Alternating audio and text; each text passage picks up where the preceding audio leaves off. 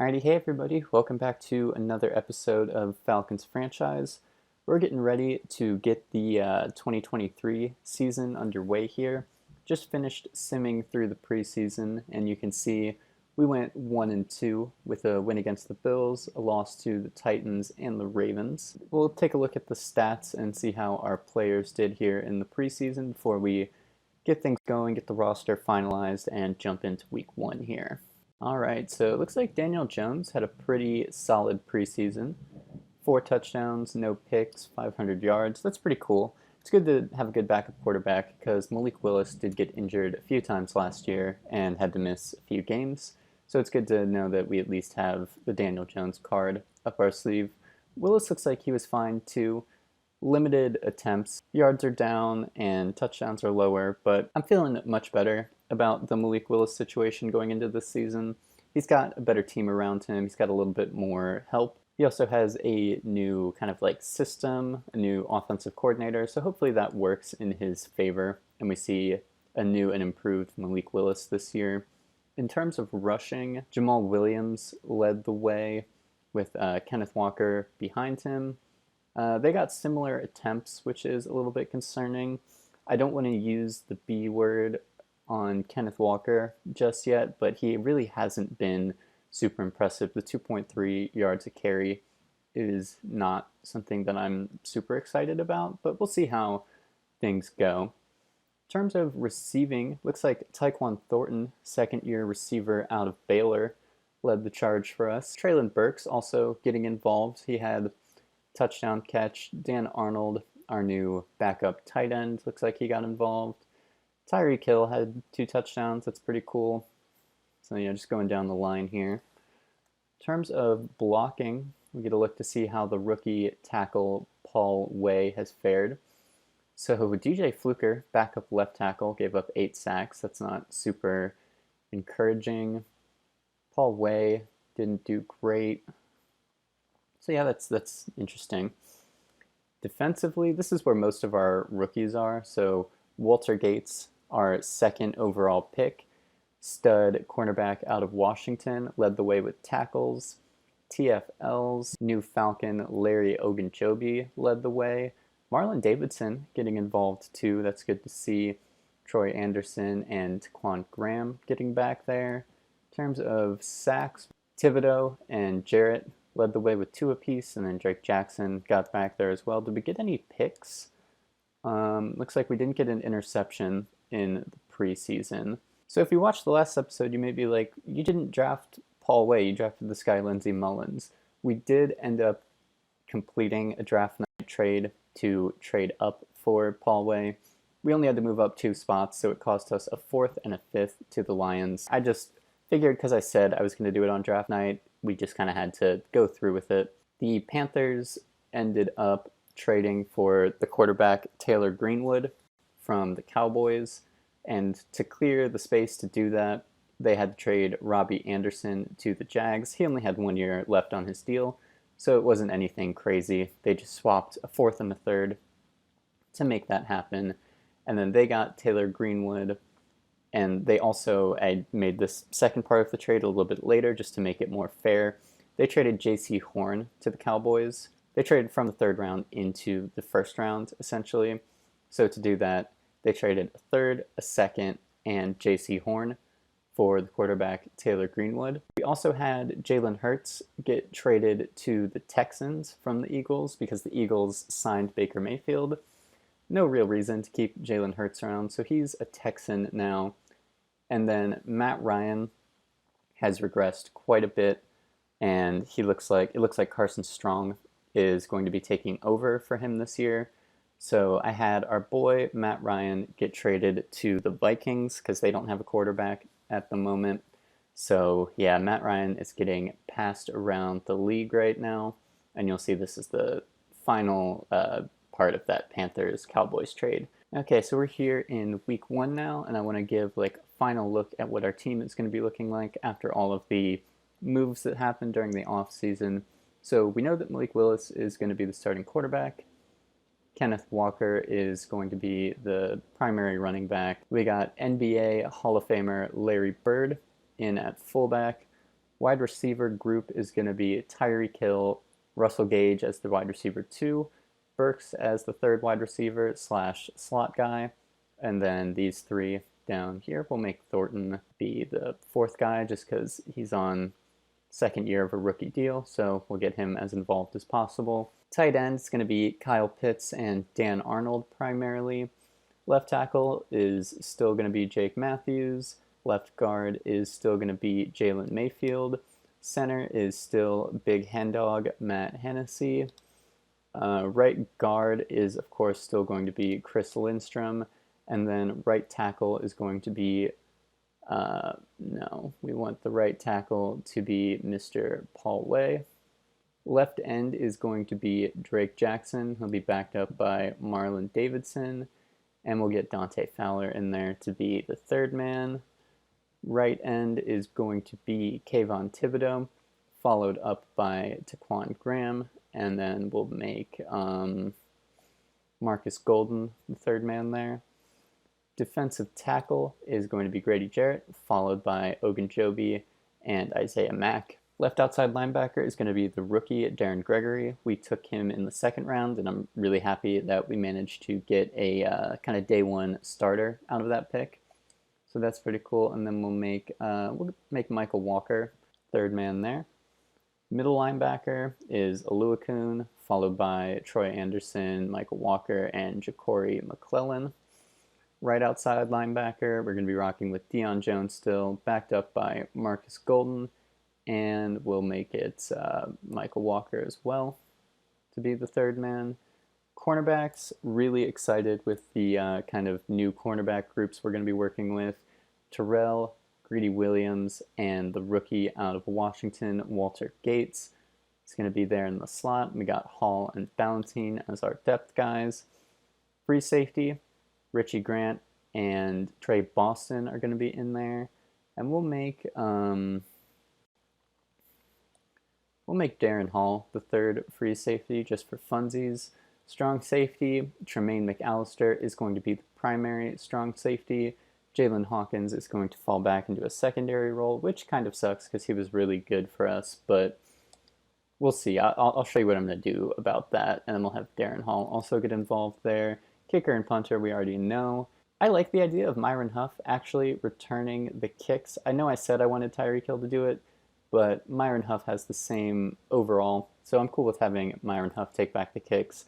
That way I don't feel like I completely wasted our third round pick. And I guess we'll let Tyreek Hill do punt return because he's a little bit better than Huff in that regard. Third down running back is still going to be Kenneth Walker. He was great for us in that role last year. Jamal Williams is going to be the power back. We're going to have Treylon Burks be the slot receiver over Russell Gage just to get him as involved as we can in the offense. And we'll make Tyquan Thornton the second guy there. Rush left end, we'll have that be Kayvon Thibodeau, followed up by Darren Gregory and Marcus Golden. Rush right end, so we'll have it be Drake Jackson and then Deion Jones just to get him a little bit more involved. So that looks good to me. Rush D tackle, that's going to be Grady Jarrett, Ogunjobi, and Marlon Davidson. Sub linebacker, we want that to be Oluokun, and then I'll put Deion Jones down here to be the third man. And instead of Jalen Hawkins, I would like Tremaine McAllister. And then for the slot corner, we want that to be Walter Gates. We'll have it be Jalen Hawkins as well, again, just to get him kind of involved. And then Darren Hall can be the third option there. So basically when Tremaine McAllister is down here at sub linebacker, we want to make Jalen Hawkins to be the high safety. So yeah, this is how we want the defense to look when both of our safeties are on the field. So I'm going to go through and do this for every package, but this is generally how it's going to look. Tremaine McAllister is going to be down here in like the linebacker role, and then Jalen Hawkins is going to play the true safety role. Okay, now that we have all of that fun stuff out of the way, we're going to set our season goal to be 7 wins. It was our goal last year. We didn't quite meet it, but I feel like we're a much better team this year, and I think we should be easily able to achieve the goal of 7 wins. Hopefully more than that, but we're going to keep the goal the same just because we didn't meet it last year. And we're also going to see about our camp standout here. I believe we're going to be talking about Drake Jackson, which I like the idea of him being kind of like our camp standout guy. I hope that he's able to kind of step it up and become like our true secondary pass rusher, because that would be really huge for us if we could get him to develop into that goal. So we need 2 combined sacks and tackles for loss with Drake Jackson to continue his breakout. Hopefully that happens. We're also going to talk about our keys to victory against the Colts. I'm going to say stifling defense just because I love the way our defense is looking right now. It's totally been revamped. They have Jonathan Taylor. It's going to be kind of hard to shut him down. So we're going to say disrupting the pass just because I think our new and improved secondary can mess with Jameis, and hopefully we're able to shut them down for less than 200 yards. And then the very, very last thing before we jump into week 1 against the Colts here is just taking a look at what the plan is going to be for scouting. So this is kind of a not great draft class for what I want to do. I really, really want to lock in our tackles. Jake Matthews is going to be a free agent at the end of this season. Don't know if I want to bring him back. And I'm not super impressed with Paul Way, our rookie. We'll see how he does, but I'm kind of not loving what we got there.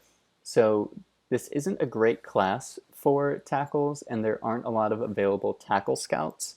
So we're going to send this Tier 2 tackle scout to the Central region just to take a look at some of the tackles there, because the Central region really has the only tackles that I would consider drafting with our first round pick. And then I'm doing outside linebacker because it's a very strong outside linebacker class. So I'm sending this scout to the Southeast because that region kind of has the most outside linebackers that have a round 2 or 3 grade. There's not a lot of UDFAs or day 3 players there. And then middle linebacker I'm just doing because there weren't very many outside linebacker scouts there, so we're just going to do this. Hopefully we can get a good middle linebacker from one of these regions if we need to, and just move them to the outside. And then I'm doing quarterback for the national scout just because, I believe in Malik Willis, but on the off chance that he poops the bed this season, we'll be able to maybe draft our next quarterback potentially if we need to. So that's the plan for scouting so far this year. It's not a great class for what we want to do, but I'm going to try to make the best of it. Okay, this is kind of a bummer. We're not going to have Tremaine McAllister for week 1. He dislocated his shoulder in practice. That kind of sucks. And we're also not going to have Richie Grant. So one of the things we were excited about is having good depth at safety so far this year. And that's just looking like it's not going to happen here for week 1 as we have 2 safeties dislocate their shoulder in practice. Alrighty, week 1 of the 2023 season getting underway here in Indianapolis. Really excited to get a look at this new look Falcons team here.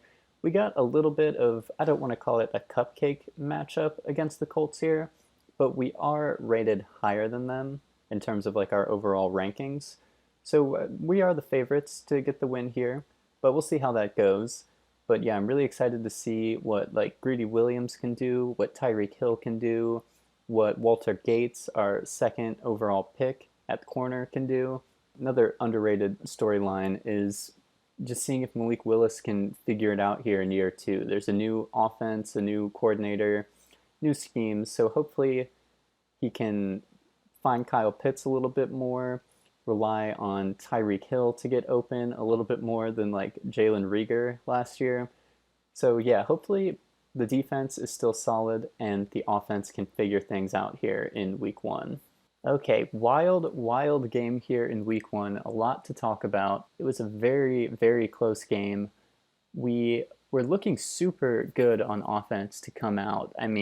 Our first drive was awesome. We were just marching down the field, and Malik Willis ended up hitting Russell Gage on a bomb. It was such a nice throw. Just got him. He took it into the end zone on a 50-plus yard touchdown catch.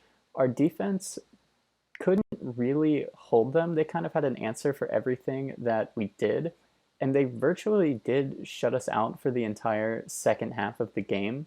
But we did manage to hold on. Our defense showed up when it mattered at the end of the game on their final last chance drive. We were able to shut them down and get the win 24-20. So taking a look at the player stats here, Malik Willis did pretty good for Malik Willis standards. Completion percentage is much higher than it was last year on average. 203 yards is, I'll take that. 2 touchdowns, 1 pick. The 1 pick was pretty flimsy. When Malik Willis was looking good, he was looking good. Like that bomb to Gage was super nice, but he did throw an ugly pick, and he was a little bit inaccurate from time to time. We were able to shut down Jameis. We actually held him to under 200 yards, so we met our game goal there. In terms of rushing, Kenneth Walker was actually looking pretty nice. Jonathan Taylor led all rushers, which isn't really a surprise, but Kenneth Walker with 5.2 per carry and a touchdown. I will certainly take that. Russell Gage led all receivers. He did catch that bomb of a touchdown pass. We'll take a look at just our guys here. And yeah, Tyreek Hill left the game. He has some broken ribs, so we might not see Tyreek Hill for a while. That's kind of disappointing. He did manage to catch a touchdown pass before he left the game, right before halftime. Traylon Burks was looking pretty nice with limited receptions, but the passes he caught were pretty nice. And Kyle Pitts didn't do much, but he did have a nice catch or two. In terms of blocking, Paul Way gave up a sack in his first game. He's going to be the offensive lineman that I think we kind of scrutinize the most this season, just because he's a rookie, and we want him to step in and be a key contributor immediately. Just don't know how likely that's going to be. Jake Matthews also broke his ribs, so maybe we need to get our guys drinking some more milk, build up some bone strength there, but yeah, he broke his ribs and he gave up a sack. So not super good. Defensively, Olulukun led us in tackles. TFLs, we get some for Jones, Thibodeau, and Greedy Williams gets one in his first game as a Falcon. Thibodeau had 4 sacks. Hopefully we see him continue the tear that he was on in his rookie year. Drake Jackson, unfortunately, did not meet his game goal. He only got 1 sack. Ogunjobi and Grady Jarrett, got back there as well. Foyesade Oluokun also had an interception. Get deflections for Terrell, Jones, and Williams. We did not get a forced fumble, a block, a safety, or a touchdown. So yeah, crazy first game here against the Colts. I'm glad we came away with the win, but I'm also a little bit concerned about these injuries. So we'll take a look at that when we get out of this. Okay, so no Jake Matthews or Tyreek Hill for the next 3 weeks. So this week plus 3 more. So that's a little bit of a bummer, but we will get all of these guys back. So we're going to kind of lose some and gain some when it comes to injuries. This does kind of impact how I feel about bringing back Jake Matthews. It's kind of tough because we don't have a ton of great tackles to look at in the draft, but this is a contract year for Jake Matthews, and it's not off to a great start, I'll say that. So yeah, Kayvon Thibodeau gets NFC Defensive Player of the Week for his Week 1 performance against the Colts. 4 sacks, that's going to be kind of tough to beat. You'll also see here that the Tampa Bay Buccaneers did sign Aaron Rodgers. So I know I was talking my talk last week about how the division's wide open. Well, I don't think it's going to be that wide open if Aaron Rodgers is going to come in and take over Tom Brady's role there. I think they're going to be kind of just as dangerous as they were. So that'll be kind of interesting. And they also did sign Quentin Nelson as well. So they have a stellar offensive line. It's got to be the best offensive line in the league. And they add Aaron Rodgers, who just took the Packers to the Super Bowl last year. So division's not as wide open as we thought it was going to be. But yeah, it looks like he's already off to a hot start. Alrighty, week 2, we got our home opener against the Jacksonville Jaguars. Just hoping to carry the momentum that we had against Indianapolis into this game here against Jacksonville. It would be awesome to start the season 2-0. It's going to be difficult not having Tyreek Hill or Jake Matthews for this game, but hopefully we're able to power through their absence. I did move Kyle Pitts in to be the slot receiver just because we're kind of at a lack of receiver without Tyreek Hill. So hopefully that works out, and hopefully Dan Arnold is able to step in and get some good reps in at tight end. I have a couple question marks going into this game, but hopefully it works out well for us here. Alright, so this was definitely a bit of a tougher game for us. I feel like we really felt the absence of Tyreek Hill because our offense really wasn't able to get going. We were shut out through 3 quarters and only managed 1 measly field goal in the 4th quarter. The game just started off really bad with Malik Willis taking a bad sack on the first play of the game and then not really being able to recover from there. We went 3 and out, punted it to them. We did manage to force a punt from them. Our defense played really well, but unfortunately their offense got going before ours did, and they just really got the better of us in this one. Taking a look at the player stats, Willis was really bad. Bad completion percentage, 2 picks, no touchdowns, passer rating of 39.6. Meanwhile, Trevor Lawrence played quite well. ETN led all rushers with 55 yards. Really liked what I saw from Kenneth Walker, though, with his 4.5 per carry. Willis was also pretty effective running the ball as a quarterback, so that's good to see. Antonio Brown, of all people, led the receivers with 94 yards. Looks like Robbie Anderson got in there with a touchdown, too. Kyle Pitts led our receivers with 59. Really kind of a crummy passing day from us. Not really much to behold here. Like I said, no touchdowns, and no one really had a stellar performance. If we take a look at blocking, the tackles kind of failed us a little bit. I'll take 1 sack from each of them. That's fine. DJ Fluker came in kind of a pinch start today, so I'll take a sack from him. Paul Way gives up another sack, so he's got 2 through the first 2 games, which is acceptable. I'll take a sack per game, but if it starts to get anything kind of like beyond that, if it gets any worse, we'll maybe start to raise our eyebrows a little bit. But everyone else, besides these 2 on the line, did pretty well. Defensively, we had 4 people tied with 8 tackles. TFLs, 2 for Walter Gates, the corner. That's cool to see.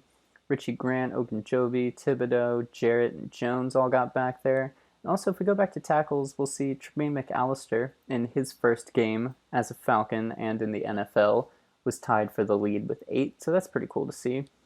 Sacks-wise, Thibodeau put up 2, so he's got 6 through the first 2 weeks. That's pretty crazy. Drake Jackson gets 2 sacks. Wish he got that last week because he would have made his breakout goal, but it's all good.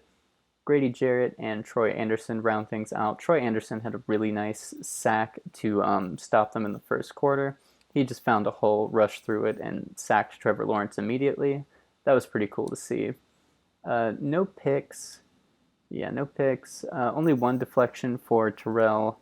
No forced fumbles, blocks, safeties, or touchdowns. So that's going to be it for this episode of Falcons Franchise. Sorry it's a bit of a shorter one and that the uploads have been coming a little less frequently than usual. I took the 4th of July off, and of course the off-season episodes kind of take a little bit more time than the regular season ones, but I should be back to uploading these with regular consistency. And yeah, I'm excited with the 1-1 start. The injuries to Tyreek Hill and Jake Matthews are very unfortunate because I feel like they're going to impact our team in the first few weeks of the season here. So these upcoming games against the Cowboys and the Lions are going to be pretty huge for us because we got to win with these guys out. So when we get them back, we'll be able to come back and punch the Panthers in the mouth, hopefully, and be a strong team for the rest of the season. We just got to overcome this little road bump here. So yeah, I'm excited to see how the rest of the season progresses. Keep it locked here for more Falcons Franchise, and yeah, I'll see y'all in the next one. Peace.